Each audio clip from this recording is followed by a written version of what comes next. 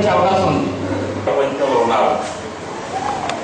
ఈ ప్రపంచంలో దేవుడు లేడనే వారిని సాధారణంగా నాస్తికులు అంటారు. ఉర్దూ భాషలో దాన్ని ముల్హిన్ అంటారు. ముల్హిన్ అంటే దారి తప్పిన వాడు, మార్గభ్రష్టుడు, యథార్థాన్ని విస్మరించిన వాడు అనేటువంటి అర్థాలు ఇచ్చేటువంటి నాస్తికత్వం గురించి తెలుసుకోవాలంటే ఈ నాస్తికుల్లో పురుషులు ఉన్నారు, పురుషులతో పాటు స్త్రీలు కూడా ఉన్నారు. వీరు ఇప్పుడిప్పుడే ఈ మధ్యన వచ్చినటువంటి రకం కాదు, వీళ్ళు ప్రారంభం నుంచి ఉన్నారు. దైవ భావన ఎప్పుడైతే ప్రారంభమైందో దైవ తిరస్కార భావం కూడా అప్పటి నుంచే ప్రారంభమైంది. కాబట్టి వీరికి కూడా ఒక చరిత్ర ఉంది. ప్రతి యుగంలో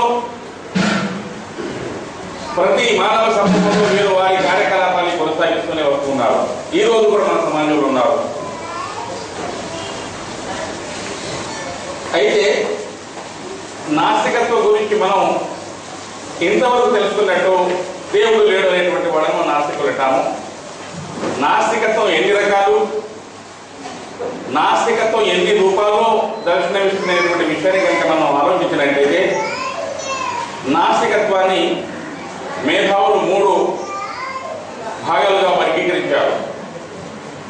ఒకటి సంశయాత్మక నాస్తికత్వం, రెండవది నిషేధాత్మక నాస్తికత్వం, మూడవది నిర్మాణాత్మకమైన నాస్తికత్వం. 3 విధాలు నాస్తికత్వాన్ని 3 విభాగాలుగా వారు విభజించారు.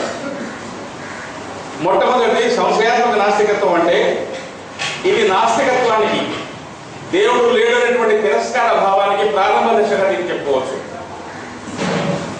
Initial stage, ఇబ్తిదాయిగా. సంశయాత్మక నాస్తికత్వంలో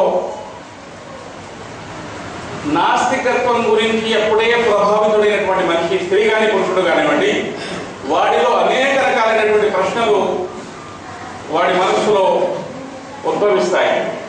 దేవుడు అనేవాడు ఉన్నాడా? ఉన్నాడనేవాళ్ళు చాలా మంది, లేడనేవాళ్ళు మేము కొంతమందిమే కదా. ఉంటే ఎలా ఉన్నాడు, ఎక్కడ ఉన్నాడు? ఒకవేళ దేవుడిని విశ్వసించినట్టయితే ఏమైనా నష్టం జరుగుతుందా? నేను జ్వరం బారిన పడతానా, రోగగ్రస్తం అవుతానా, నాకు ఇంకా దయ పట్టుకుంటుందా అనే విధంగా ప్రారంభ దశలో, ఇనిషియల్ స్టేజ్ లో వాడికి సంశయాత్మకమైనటువంటి నాస్తికత్వ ప్రారంభానికి మొదటి దశ. రెండవది నిషేధాత్మక నాస్తికత్వం.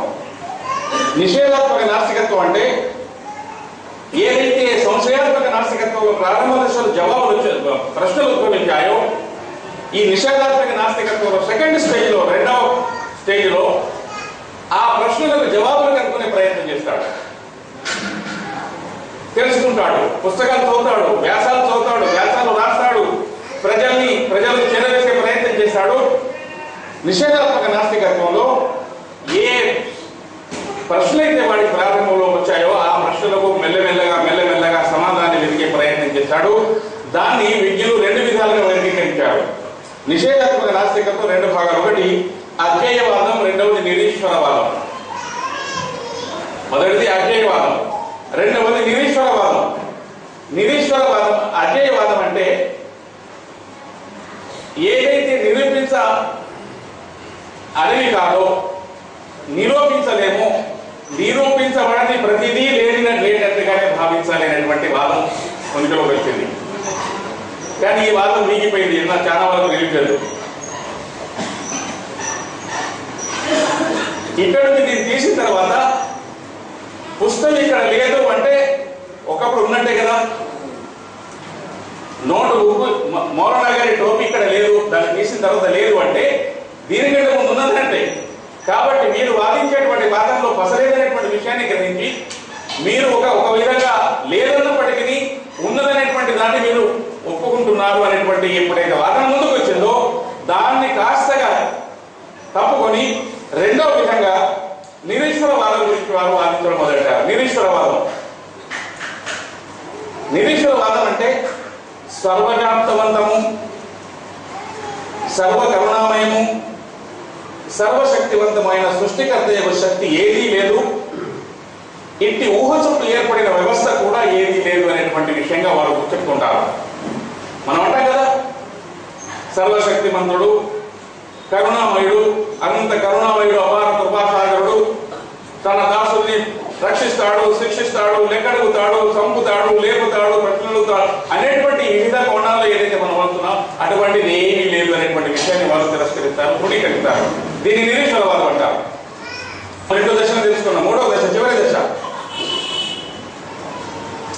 ఈ నిర్మాణాత్మక నాస్తికత్వంలో నిరీశ్వరవాదం ప్రథమ భాగంగా ఉంటుంది.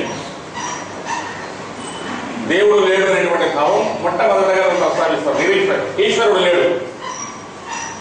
ఆ తర్వాత సర్వవ్యాప్తివంతము, సర్వశక్తివంతము, సర్వదయామయమైనటువంటి సృష్టికర్త, సృష్టికి లయకారుడు, సృష్టిని రక్షించేవాడు ఏదీ లేదు అని అన్నప్పుడు రాజకీయ, ఆర్థిక, సాంఘిక, నైతిక, వైజ్ఞానిక, సాంస్కృతిక, సాంకేతిక రంగాలపై కూడా ఆ శక్తి ప్రభావం ఎంత మాత్రం లేదు. ఒక విధంగా చెప్పాలంటే నిరీశ్వరవాదానికి దీనికి సామీప్యం ఉంది, దగ్గర సంబంధం ఉంది. దేవుడు లేనప్పుడు దేవుడు వ్యవస్థ లేదు. ఆ వ్యవస్థలో రాజకీయ వ్యవస్థ కానీ, ఆర్థిక కానీ, సామాజిక, సాంఘిక కానీ, నైతిక కానీ ఏ రంగం మీద కూడా దేవుడి ప్రభావం లేదు, దేవుడితో ఏర్పడే వ్యవస్థ ప్రభావం కూడా లేదు అనేటువంటి విషయాన్ని వీరు వాదిస్తూ ఉంటారు. దాన్ని ప్రూవ్ చేసే ప్రయత్నం చేస్తారు. వాళ్ళు ఏ మేరకు ప్రూవ్ చేయగలిగారో మన సమాజంలో కూడా ప్రతి పట్టణంలో దాదాపు వీడికి వచ్చారు. దురదృష్టవశాత్తు ఆశ్చర్యపడిన విషయం ఏమిటంటే దేవుడు లేడనేటువంటి వాడు నిరక్షరాస్యులు కాదు, బాగా చదువుకున్నవాడే. కాబట్టి అల్హమ్దులిల్లాహ్ మనం ఇక్కడ ఇటువంటి కార్యకలాపాలు చేసేటువంటి అల్లాహ్ మనకు అవకాశం ఇస్తున్నాడు. కాబట్టి నిజంగా దాన్ని మనం పరమ భాగ్యంగా భావించి దాన్ని ఎంత వీలైతే అంత స్పీడ్ చేసి ప్రజల వరకు ఈ